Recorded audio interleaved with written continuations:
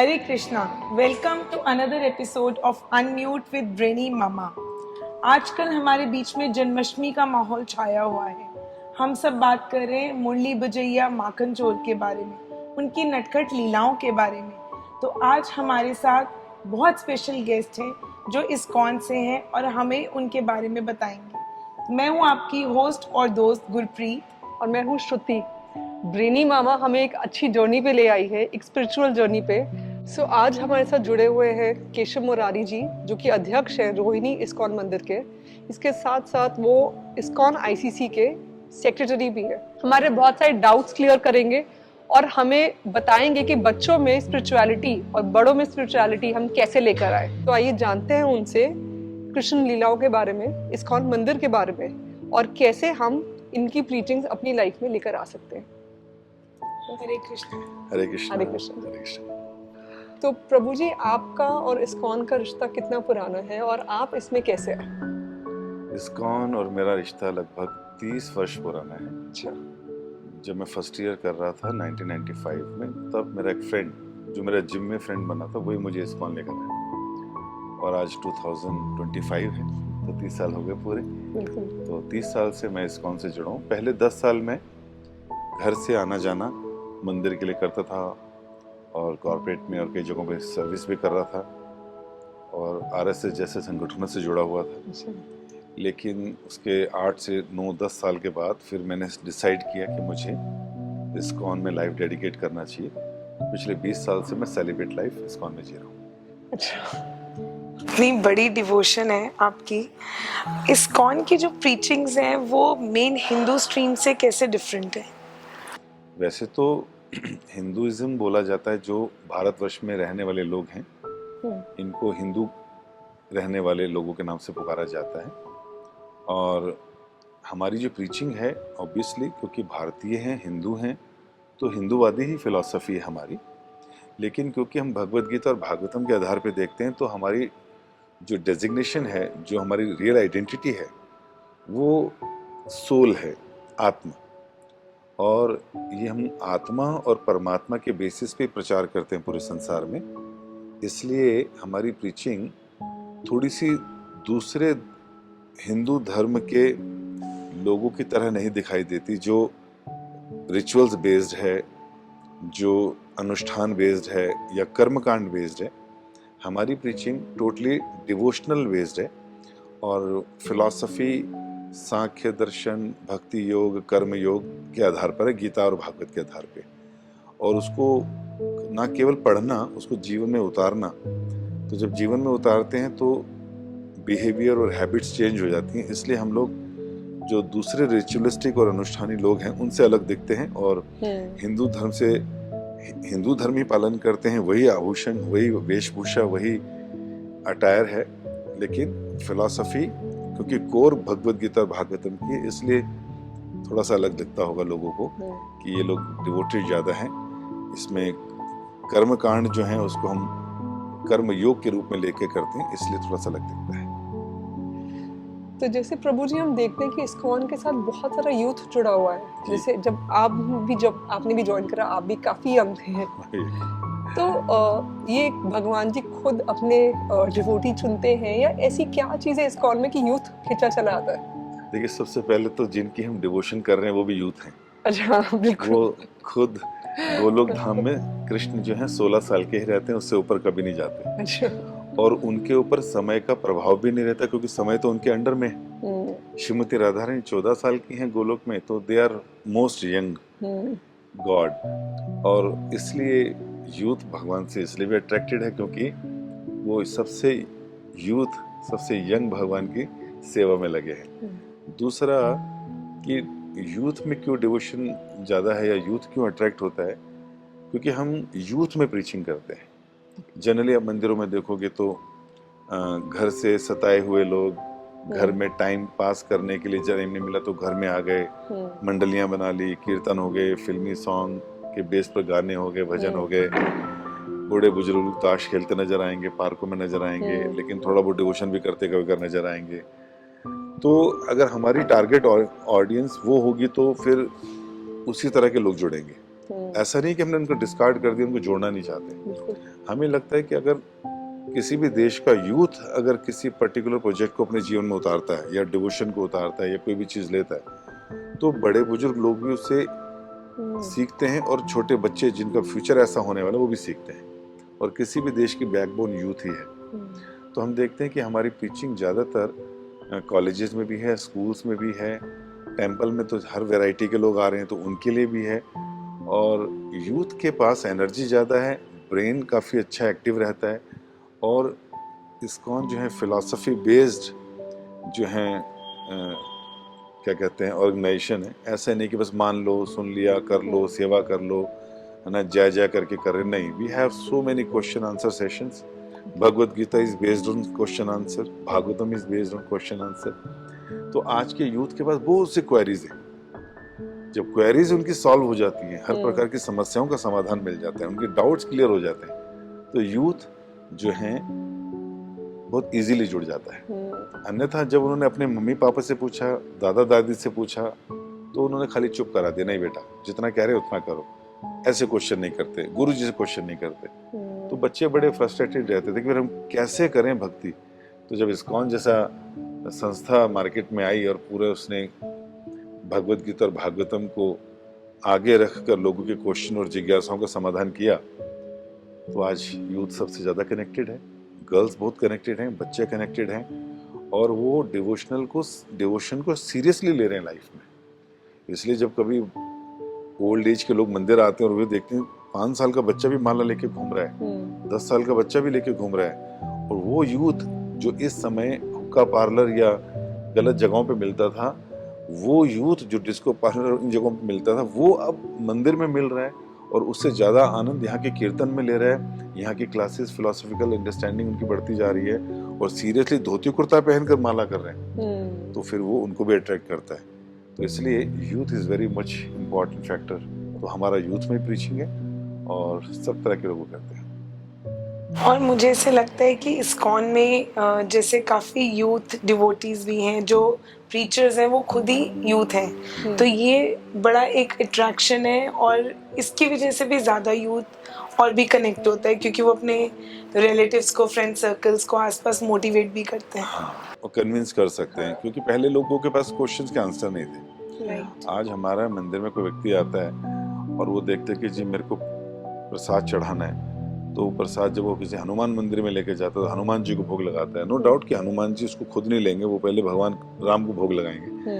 लेकिन डिवोटीज जिनकी फिलॉसफी ठीक है, तत्व ठीक से जानते हैं, वो कहेंगे ये प्रसाद को पहले भोग को मेरे को राम को लगाना चाहिए तुलसी के साथ, या पहले कृष्ण को लगाना चाहिए, फिर उसके बाद ये महाप्रसाद उनके भक्त को देना चाहिए। तो जब इस तरह की अंडरस्टैंडिंग होती है, हर चीज को वो नॉलेज गीता के आधार पर लेते हैं, बहुत आसानी से खुद तो कन्विंस होते हैं, दूसरों को भी कर लेते हैं।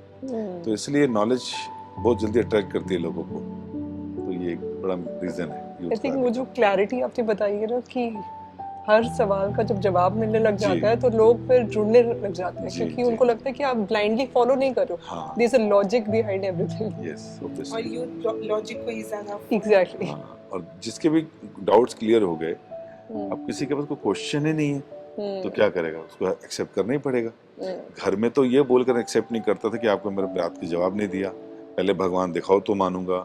आप मंडे को यहाँ जाती हो मम्मी, ट्यूसडे को यहाँ जाती हो, वेडनेसडे को यहाँ जाती हो, तो कहाँ जाएं, कितनी जगह जाएं, कोई एक बता दो मैं वो फॉलो कर लूंगा। हम व्रत क्यों रखते हैं, हम क्यों तिलक लगाते हैं। अब माँ पिताजी तो बस किताब पढ़ते थे, लाल कपड़े से निकाल कर उसको ऐसे रख देते थे, उससे ज्यादा उन्होंने सीखा नहीं, समझाया नहीं कभी। लेकिन जब उन बच्चों को आंसर यहाँ मिलने लगे तो उन्होंने इस भक्ति को बड़ा सीरियसली लिया। ये हमारे अंदर एक विशेष इस सोसाइटी में वो है। अच्छा, एक सवाल जो मेरे मन में आता है जब मैं किसी डिवोटी को देखती हूँ जो वो माला जपते हैं, एक तो वो उसको हाइड करके जपते हैं बैग में, और दूसरा 108 बार ही क्यों, मतलब इसका कोई रीज़न है? देखिए 108 जो अंक है वो बड़ा ऑस्पिशियस अंक है। 108 जैसे भगवान श्री कृष्ण की बहुत सी गोपी हैं, बट प्रोमिनेंट गोपी 108 है। ओके। उपनिषद हमारे बहुत सारे हैं, बट प्रोमिनेंट उपनिषद 108 है ना। और एक कैलकुलेशन के हिसाब से बता, जब 108 बार करते हैं तो हमारी सांसों का भी कुछ कैलकुलेशन ऐसा था कि दिन में जैसे हम 16 माला मिनिमम करते हैं, वैसे तो डिवोशन का मतलब है continuous all the time. But फिर भी 108 एक ऐसा ऑस्पिशियस अंक आ जाता है, जितने साधु सन्यासी भी जो उनको डिग्री मिलती है तो उनके नाम के आगे भी 108 लगता है ना, उसको संस्कृत में बोलते हैं उसको अष्टोत्तर शत ऐसा करके। तो ये एक ऑस्पिशियस अंक है, और कैलकुलेशन के हिसाब से भी कहीं ना कहीं हम जितनी सांसें पूरे दिन में लेते हैं, जैसे हम 16 माला का जप करते हैं तो 108 टाइम्स उसको अगर कैलकुलेट करते हैं तो लगभग 25,000 नाम हो जाते हैं। तो दिन में कहते हैं कोई भी व्यक्ति 24-25 हज़ार सांस लेता है एक दिन में, तो उसके साथ भी कोई लोग रिलेट करते हैं, लेकिन ऑस्पिशियस अंक है इसलिए इसको 108 के साथ ही किया जाता है। और छुपा के इसलिए करते हैं कि ताकि माला है तुलसी की है, अगर खोल के बाहर करते हैं तो कहीं ना कहीं गंदे हाथ लगेंगे या शरीर के किसी और अंग पे लगेगा, जमीन पे लग सकता है, तो उसको एक बैग के अंदर रख लिया जाता है। और दूसरा ऐसा भी होता है कि कई बारी कई लोगों को जिनकी मुक्ति नहीं होती है और प्रेत आत्माओं में घूम रहे होते हैं, उनको भी रिलीफ चाहिए होता है। तो ऐसे लोग भी जो है माला का जप या उसका फल लेने की कोशिश करते हैं काइंड ऑफ, तो या उसको सता सकते हैं, परेशान कर सकते हैं, तो इसलिए नाम जप को छुपा के किया जाता है, उससे ज्यादा फल मिलता है। ये भी बात कितना हर चीज का लॉजिक है और हर चीज का आंसर है। तो प्रभु जी, जैसा आपने बताया कि अनलाइक यूजुअल जितने भी हमारे हिंदू माइथोलॉजी में है, इस्कॉन की फिलॉसफी है, तो इस्कॉन की ऐसी क्या मेन फिलॉसफी है जो हमारे व्यूअर्स को पता नहीं है और आप बता पाएं कि जो कि उसको अलग करती है बाकी इंस्टीट्यूशन से? देखिए, इस्कॉन एक बहुत बड़ा प्रमाणिक संप्रदाय है, ऑथराइज्ड यूनिवर्सिटी, जहाँ से कि हम लोग ऑथोरिटेटिव वे में नॉलेज ले सकते हैं। आज भारत में लोगों का जो विश्वास डगमगाया या बच्चे या यूथ डिवोशन में नहीं आते, उसके पीछे एक सबसे बड़ा रीज़न ये है कि भारत में लोग जो हैं बड़े डिवोटेड हैं, सॉफ्ट हार्टेड हैं, सिंपल हार्टेड हैं। इनको कुछ भक्ति जैसा दिखे वो वहाँ इकट्ठे हो जाते हैं। ये अपने में प्लस पॉइंट भी है और सबसे बड़ा नुकसान वाला पॉइंट भी है। प्लस पॉइंट वहाँ है अगर वो ठीक जगह जुड़ गए, और नुकसान वाला पॉइंट वहाँ है अगर कोई व्यक्ति डिवोशन के नाम पर कुछ डिवोशनली अटायर पहन लिया, बाल इत्यादि बढ़ा लिए, और उसने अगर धर्म के नाम पे कुछ चीजें सीख ली और अपना उल्लू सीधा करने के लिए गुरु बन गया, और ऐसे लोग उनसे कनेक्ट हो गए, और बाद में गुरु जी बड़े घर में मिलते हैं या कहीं के कुछ और रैकेट खुलते हैं या कुछ उनकी चीजें पता चलती हैं, तो फॉलोवर्स का दिल टूट जाता है। फिर लोगों को लगता है ये भक्ति, ये लोग जो है क्या कहते हैं दिखावा कर रहे हैं, ढकोसला है, ये लोग तो जो हैं क्या कहते हैं पैसे के लिए सब कुछ कर रहे हैं। हमने पहले भी देखा लोग डिवोशनल लाइफ अपनाए हुए लोग बीड़ी सिगरेट तंबाकू भी खा रहे हैं, शराबें भी पी रहे हैं, स्कैंडल्स भी खुल रहे हैं, प्रॉपर्टीज के पास इतनी है, इतनी बड़ी बड़ी गाड़ियों में घूम रहे हैं। तो इस तरह से लोगों का फेथ बड़ा शेकन हो गया, और यूथ का तो विशेषकर उनको लगता है हम लोग स्ट्रगल कर रहे हैं लाइफ से और ये लोग इतना इतना खा पी रहे हैं, इतना घूम रहे हैं, ऐसा कर रहे हैं। तो कुछ लोगों ने डिवोशन को एक बिजनेस बनाया, और हर व्यक्ति चाहता है कि मैं और मेरा एक साम्राज्य हो, मैं बड़ा गुरु कहलाऊं, उससे बड़ा गुरु मैं कहलाऊं, पीक आवर पर मेरे वो चीज़ें चलनी चाहिए, लोग मेरे को बुलाएं, मेरे सप्ताह हों, मेरे शिष्य बने। तो इस तरह से हिडन वे में ये सब करते हैं, कराते हैं। उससे क्या होता है कि थोड़ा बहुत सिखा देते हैं, थोड़ा बहुत बताते हुए सब कुछ अच्छा करवाते भी है, लेकिन जब बाद में कुछ स्कैंडल्स खुलते हैं तो दिक्कत आती है, क्योंकि इन लोगों के ऊपर कोई सुपरविजन नहीं है। इनका डेली का जो साधना है, ये क्या करते हैं घर के अंदर पर्दे के पीछे, वो पता नहीं है। इनका लाइफ, इनका साधना विजिबल नहीं है, इनको कोई पूछने वाला नहीं, कोई बताने वाला नहीं है, क्योंकि ये लोग सेल्फ मैनिफेस्टेड गुरुज हैं, तो इसलिए इनको कोई क्वेश्चन नहीं कर सकता। लेकिन हमारी इस्कॉन जैसी संस्था क्या है, ये गुरु परंपरा के द्वारा आ रही है, डिसाइपलिक सक्सेशन, कि भगवान कृष्ण से जो परंपरा चली उसमें से एक परंपरा जो ब्रह्मा जी से चली, नारद जी इत्यादि आए, वो इसी परंपरा के अग्रणी गुरु हैं। इसी में हमारे गुरुओं ने दीक्षा ली, और गुरु के ऊपर जो गुरु हैं वो सबके ऊपर नजर रखते हैं, उनको अभी भी गाइड करते हैं, और उनके डिसाइपल्स को भी नजर रखते हैं, वो भी गाइड करते हैं। तो इस तरह से गुरु परंपरा के द्वारा चलता है, और उनकी विजिबल साधना दिखाई देती है। तो इस तरह से हमारी जो गुरु परंपरा के आधार पर प्रामाणिक संप्रदाय चल रहा है, इसलिए भी लोग अट्रैक्ट होते हैं और आते हैं, लेकिन बहुत लिमिटेड ही आएंगे, क्योंकि उनको मालूम है कि यहाँ कुछ बन नहीं पाएगा। आज मैं जुड़ गया, आज मैं इस टेम्पल का प्रेसिडेंट हूँ, कल को मुझे आज्ञा मिलती है आप यहाँ से छोड़ के किसी छोटे टेम्पल में जाइए और वहाँ पर आप ये छोटी सी सेवा कीजिए, तो I have to follow that, because हम लोग यहाँ पर धर्म के लिए, भक्ति के लिए है, ना कि पोस्ट और पोजीशन के लिए। तो तो जैसा ऊपर से आदेश मिलेगा। लेकिन अगर किसी बड़े गुरु को, किसी और संस्था को, किसी को बोलते हैं आज ये छोड़कर आप जो है कल से यहाँ बैठ के अब छोटा सा काम कीजिए, वो नहीं मानेगा, अपने फॉलोवर लेके अलग हो जाएगा, है ना, अपना अलग सिस्टम खड़ा कर देगा, है ना, अपना बैंक अकाउंट अलग खोल लेगा। तो ये सब चीज़ें चलेंगी। तो हमारे यहाँ पर ऐसा नहीं है। हमारे यहाँ पर एक सिस्टम है जो प्रभुपाद जी बना करके, GBC है गवर्निंग बॉडी जो सारा इस्कॉन चलाती है, और अगर इसको कोई फॉलो नहीं करता या इससे कोई डेविएट होता है तो तुरंत उसका जो है उसको मौका देते हैं ठीक होने का, 1 देंगे 2 देंगे, नहीं तो उसको उसकी पोजीशन से हटा के उसको नीचे ले आएंगे। तो गलतियां तो हो सकती हैं किसी से भी, लेकिन रेक्टिफिकेशन भी है उसको इस तरह से चेक है बेसिकली। हाँ, और इस तरह से फिर जो हमारी फिलॉसफी है उस फिलॉसफी में भगवद गीता और भागवतम ये वर्ल्ड नॉन जो हैं स्क्रिप्चर्स हैं, पूरी हिंदू संस्कृति इसी के ऊपर बेस्ड है, उसी को हम अपने जीवन में लेके चल रहे हैं, उसी की टीचिंग्स के आधार पर हम लोग आगे बढ़ते हैं। और उससे फ़ायदा ये होता है कि इसमें मैं और मेरा नहीं है कि मैंने कुछ अपना जोड़ दिया, आपने कुछ जोड़ दिया, एक नई चीज़ बना दी और नई संस्था क्रिएट कर दी, इस तरह की चीज़ें खोली कि लोगों को अच्छी भी लगे, मज़ा भी आए, वो फॉलो भी कर लें और संख्या भी लोगों की बढ़ जाए। ऐसा सिस्टम हमारे यहाँ नहीं। हम लोग उन्हीं प्रिंसिपल्स के साथ ही रहेंगे जो गीता और भागवत या भगवान कृष्ण ने दिए। चीप पब्लिसिटी के लिए हम लोग ऐसा नहीं करना चाहेंगे कि जो आज लोगों को अच्छा लगे और कल फिर गायब हो जाए। बिल्कुल। कितना ये जो लॉजिक है, ये जो रीज़न है और रीजनिंग है, इसके बेसिस पे मुझे लगता है जो हमारा यूथ है वो डिवोशनल अपने आप को कनेक्ट करता है इस्कॉन से। I have seen ISKCON as a temple, as a school, as a shelter, और गोविंदा भी अब इस्कॉन का जो पार्ट है, it is a beautiful feeling that we get when we enter. I am a fan of Govinda's Rasmalai. I would love to accept that, acknowledge that fact. So जो आजकल की generation है, they are more towards screen time, especially youngsters.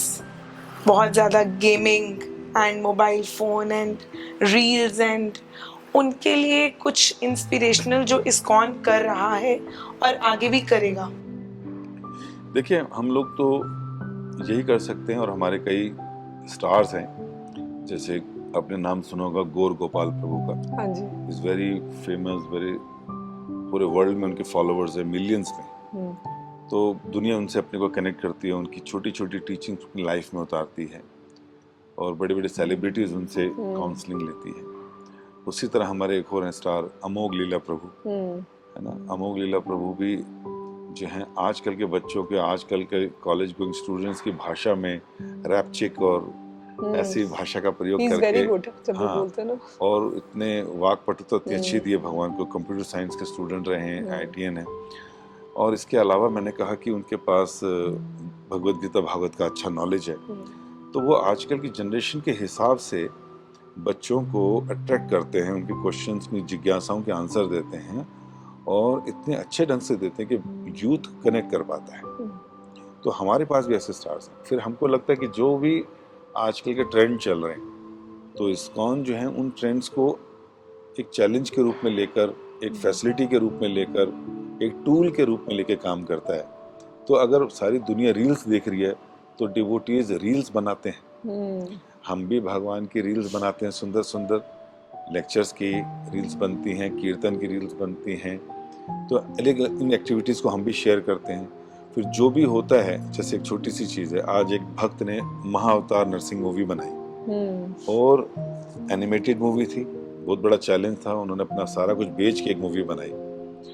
एक vision था उनके पास, और जब उन्होंने बनाई तो उनको डर, सबको डर होता है कि कैसे चलेगी कैसे नहीं चलेगी, और उनका फेथ था भगवान पर, और सारी डिवोटी कम्युनिटी लग गई उसको क्या कहते हैं अप्रिशिएट करने में और देखने में और उसको रील्स को शेयर करने में। और हमने भी देखी, जब देखा इतना सुंदर काम है तो दिल से आवाज आई कि तो बहुत अच्छा काम है, मैं 4 बार देख कर आया हूँ, अभी 4 बार और देखूंगा।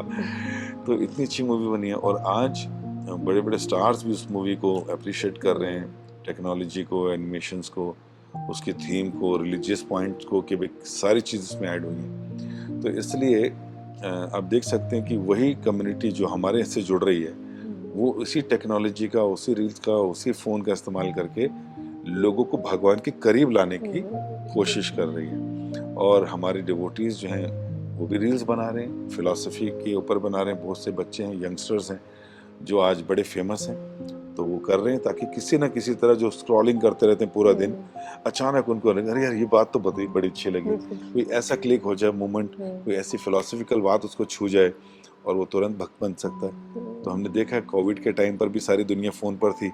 हमारे एक एक सेमिनार में 1000-1000, 2000, 5000 लोग आ रहे थे ऑनलाइन। अब फिर से मामला ठीक हो गया तो लोग फिर से उधर चले गए। हाँ, बट हमारी कोशिश जारी रहेगी। हमें मालूम है माया का ये एक बहुत बड़ा स्ट्रॉन्ग क्या कहते हैं तीर है जो लोगों के हृदय में घुस जाता है, उनको भगवान और भगवान की भक्ति से दूर कर देता है। बट हमारा भी चैलेंज है, हम भगवान के साथ हैं और भगवान के रिप्रेजेंटेटिव्स हैं। हम भी माया से लड़ने के लिए इन्हीं इक्विपमेंट्स का, इन्हीं फोन्स का, इन्हीं रील्स का इस्तेमाल करके उन लोगों को भगवान के करीब लाते हैं। कितनी बड़ी बात, कितनी बड़ी। वंडरफुल। प्रभु जी, हमने ना अक्सर देखा है कि ना बहुत बार हम भक्ति ना डर की वजह से करते हैं। हमें लगता है कि अगर हमने जैसे जन्माष्टमी का फास्ट नहीं रखा तो भगवान जी की ब्लेसिंग्स नहीं मिलेंगी।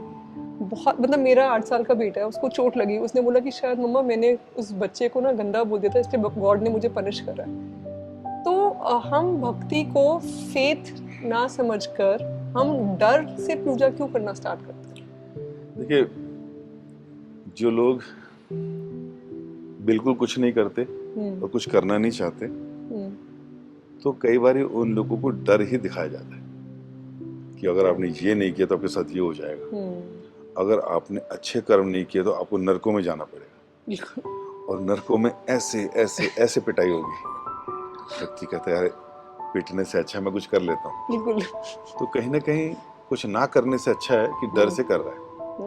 सभी धर्मों में यही डर दिखाया जाता है, इस्लाम में, क्रिश्चियनिटी में, हिंदुइज्म में भी। इस्लाम में क्या दिखाया जाता है कि अगर आपने अल्लाह की बात को नहीं माना तो आपको दोज़ख में जाना पड़ेगा, अगर मान लिया तो 72 आपका इंतजार कर रही है पूरे। तो इस तरह से उनको अवार्ड्स क्या मिलने वाले हैं अच्छा करने पर और बुरा करने पर क्या नुकसान होने वाला, वहाँ पर आग के दरिए। यही बात क्रिश्चियनिटी वाले भी समझाते हैं कि भैया अगर आपने संडे को जाके प्रेयर नहीं की, कन्फेस नहीं किया तो आप गए, और अगर कर लिया तो बच गए।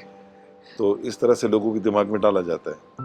हिंदुइज्म में भी यही है कि आपने अगर ये कर लिया, ये कर लिया, ये कर लिया तो स्वर्ग ही स्वर्ग है, फिर अप्सराएं हैं और ये सब कुछ है, और अगर आपने नहीं किया तो ऐसा हो जाएगा। तो कहीं ना कहीं पहले दर्जे के लोगों को डर इसलिए दिखाया जाता है, ये इसलिए बताई जाती हैं चीजें, तो ये डर है भी, रियलिटी है, तो इसलिए बताया जाता है ताकि वो लोग कुछ ना करने से अच्छा कुछ करना सीखें। तो इस तरह से करा जाता है। अब दूसरी बात, जैसे आपने कहा कि बच्चे को लगा कि मैंने उसको मारा या मुझे चोट इसलिए लगी क्योंकि मैंने उसके साथ गलत किया। बिल्कुल, कर्मों का रिएक्शन तो है, every action has equal and opposite reaction. हमको बच्चों को सिखाना भी पड़ेगा कि हम कुछ बुरा करेंगे तो हमारे साथ बुरा होगा। तो उसने अगर ऐसा सोचा तो ये एक उसकी अच्छाई की शुरुआत है। अब वो कभी भी किसी के साथ कुछ गलत करना चाहेगा या करने वाला होगा तो रुक जाएगा, उसको मालूम है कि रिएक्शन लग सकता है इसका मुझे। तो पूरा संसार इसी बेस पे चल रहा है कि आपने जिसके साथ गलत किया है आज वो दूसरे रूप में आकर आपके बदले उतार रहे हैं, और हमें लग रहा है कि गलती उसकी है, मैं ठीक था, जबकि ऐसा नहीं है। संसार में जब भी ह्यूमन बींग्स आते हैं तो उनके साथ वो सारे कर्मों का लेखा जोखा होता है जो भूल चुका है। चित्रगुप्त नहीं भूले, उनके हार्ड ड्राइव सारी है, वो पीपीटी दिखा देंगे सारी जब दिखाने। तो इसलिए जो इस तरह की मानसिकता है कि मैंने ऐसा कर दिया इसकी वजह ऐसा है, तो सोचना चाहिए। इससे व्यक्ति ठीक हो जाता है, अटेंटिव हो जाता है, कुछ भी गलत काम करने से पहले 5 बार सोचेगा, ये होता है। दूसरा, खाली आउट ऑफ फियर ही हमें डिवोशन में नहीं आना चाहिए। इसे मैंने कहा ना, पहला दर्जा है, फर्स्ट। इससे ऊपर का जो दर्जा है वो है आउट ऑफ ड्यूटी, कि यार मैं हिंदू धर्म में पैदा हूँ तो मुझे मंदिर जाना चाहिए, मुझे ये करना चाहिए, मुझे दान देना चाहिए। मैं इस्लामिक हूँ तो मुझे मस्जिद जाना चाहिए, मुझे टोपी लगानी चाहिए, मुझे झुकना चाहिए। तो हर धर्म के लोगों को समझाया, तो फिर वो कहते हैं यार मैं ये बना हूँ तो मुझे ये करना चाहिए, तो आउट ऑफ ड्यूटी करना चाहिए। और तीसरा है, हम कह सकते हैं कि कुछ लोग जाते हैं आउट ऑफ एक्सचेंज या आउट ऑफ डिमांड ऑल्सो, कि भगवान मुझे ये दे दो, मैं ये करूंगा तो मुझे ये दे देना, मैं ये Barter करूँ। deals. हाँ, तो डीलिंग्स के रूप में भी जाते हैं लोग। तो इस तरह के भी लोग पहुंचते हैं।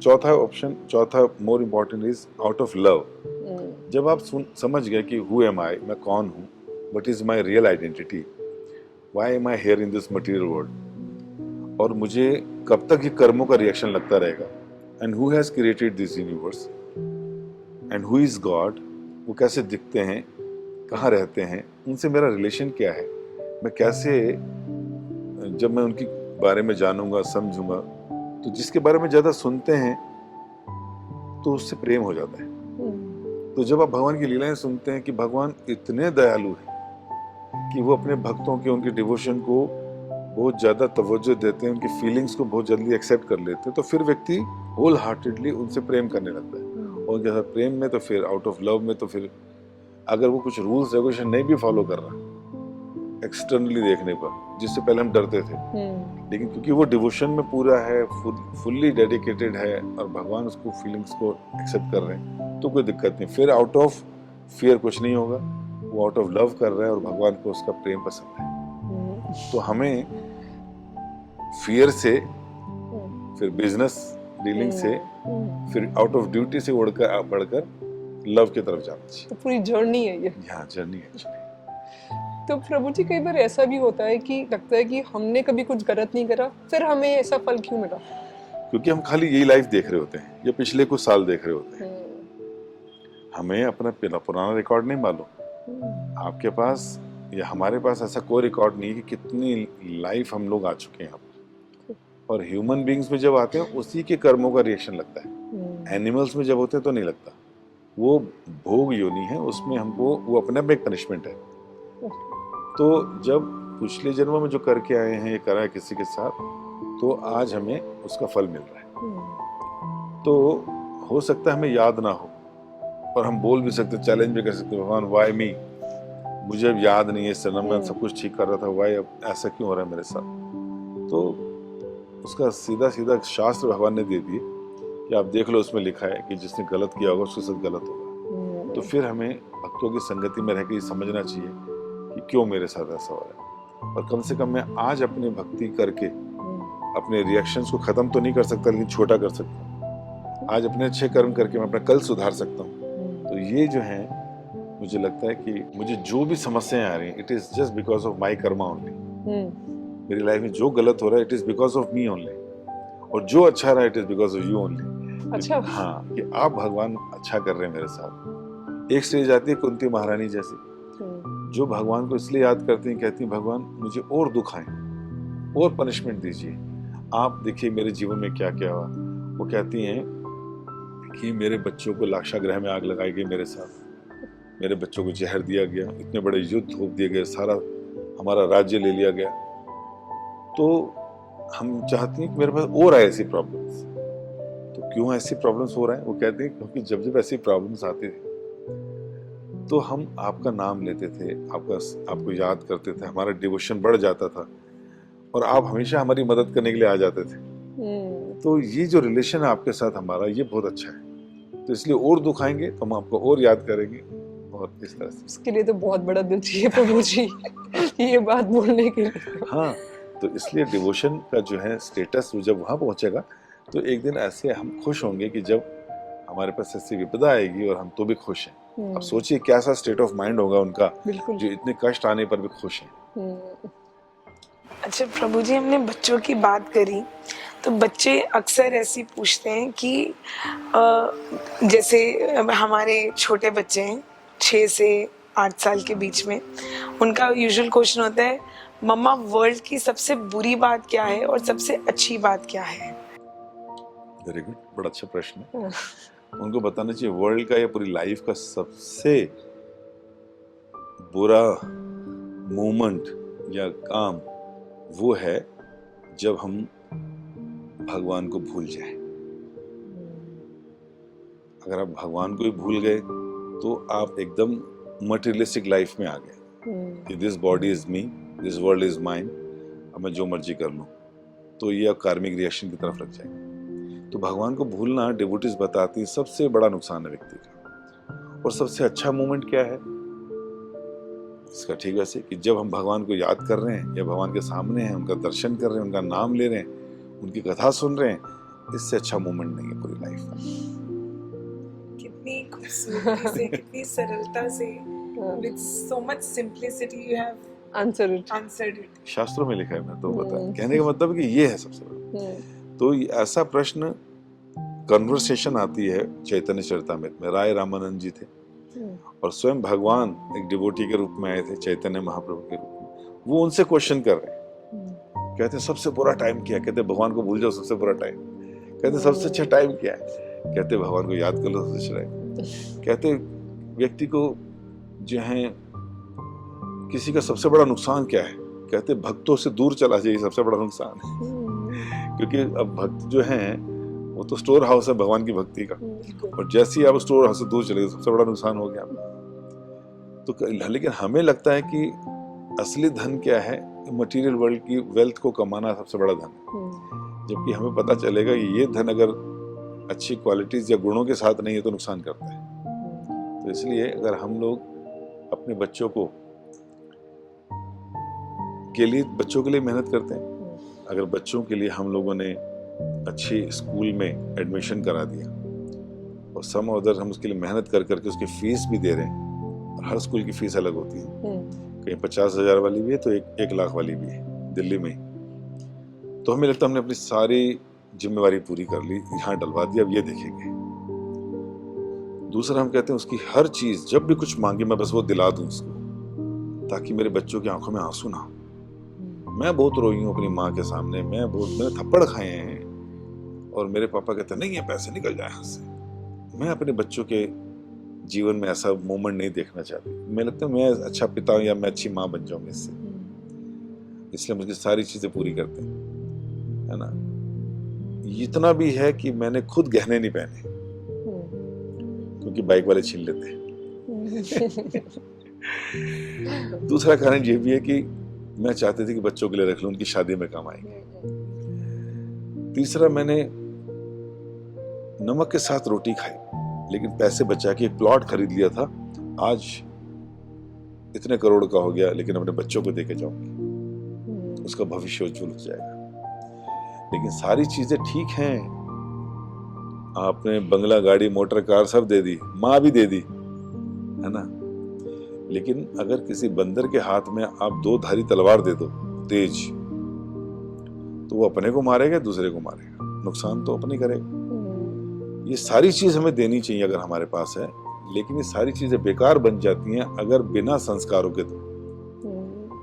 If we never invested values, infused values in their mind, तो कुछ भी दे दो सब राख कर देगा, सबका मिसयूज कर देगा, ड्रग्स में पड़ जाएंगे बच्चे, माता पिता को भूल जाएंगे पैसों के चक्कर में, तो फिर नुकसान कर दिया। इसका मतलब हमने उनको वो सब चीजें दे दी जिससे उनका फ्यूचर खराब हो गया।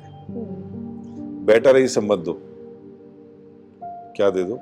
संस्कार दे दो। अगर आपने संस्कार दे दी, हमेशा आपके पैर छुएगा, भगवान का नाम जप करेगा, आपको तीर्थ यात्रा करवाएगा, उसको मालूम है पर्पस ऑफ लाइफ क्या है ना, हमेशा आपका आज्ञाकारी बना रहेगा। तो ये ज्यादा अच्छा है या छोड़ के कनाडा बस जाए, वो ज्यादा जरूरी है।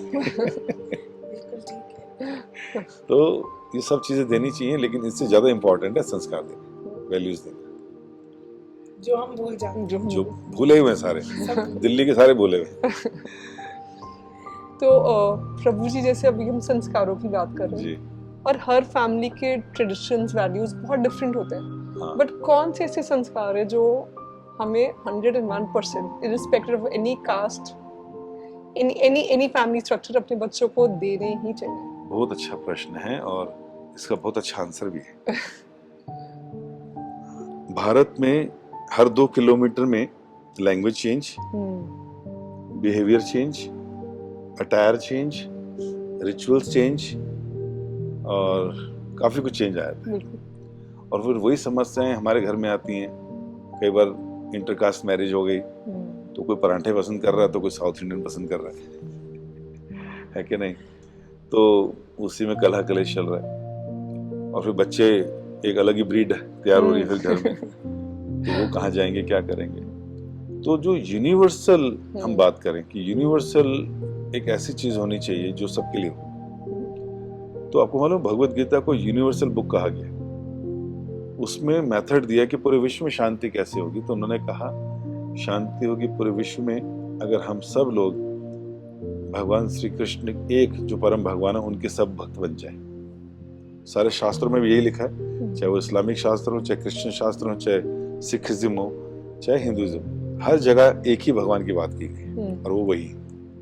शब्द अलग हो सकते हैं लेकिन नाम एक ही भगवान। तो सब उनके भक्त बन जाएंगे तो सबको पता चल जाएगा कि अरे एक ही है तो लड़ना क्यों।